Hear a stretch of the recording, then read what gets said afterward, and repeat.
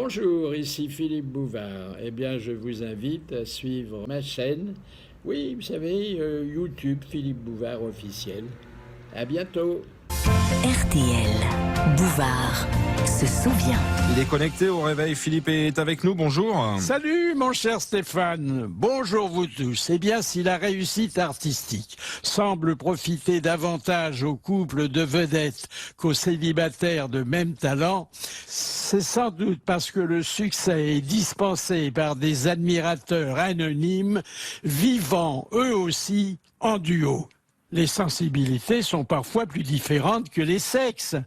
Je pense à Pierre Berger, à la fois amant et gestionnaire du peintre Bernard Buffet, puis du couturier Yves Saint-Laurent. Je pense à Jean Cocteau et à Jean Marais, qui sont entrés dans la légende sans avoir jamais pénétré dans une mairie.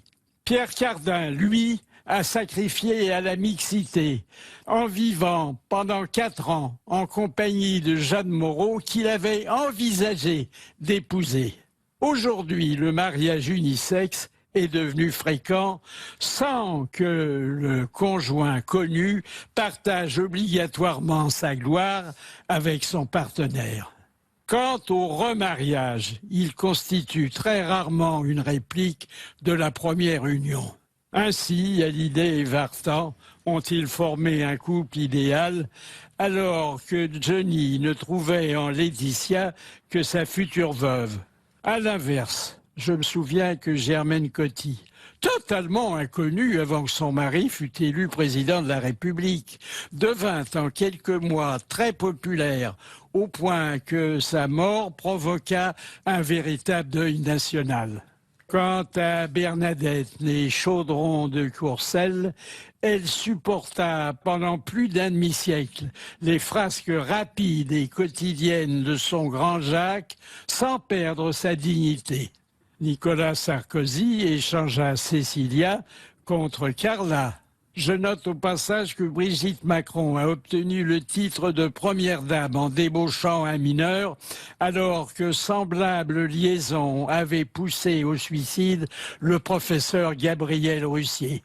Si Roux et Combalusier doivent leur fortune à leurs innombrables descendants, eh bien, en revanche, Joséphine Baker et Jo Bouillon ont dû se saigner aux 4 veines pour élever 12 enfants adoptifs seulement. Mention spéciale à Régnier de Monaco et à Grace Kelly que le showbiz a réunis, comme Serge Gainsbourg et Jeanne Birkin, comme Michel Berger et France Gall, comme Jacques Dutronc et Françoise Hardy. J'en profite pour vous donner de bonnes nouvelles de Jacques Charrier. Bah oui, souvenez-vous, il fut, il y a bien longtemps, pendant 3 ans, l'époux de Brigitte Bardot. Aujourd'hui, à 87 ans, et toujours aussi séduisant, il vit en Bretagne avec une jeune et jolie photographe japonaise. À dimanche prochain. Nous serons là.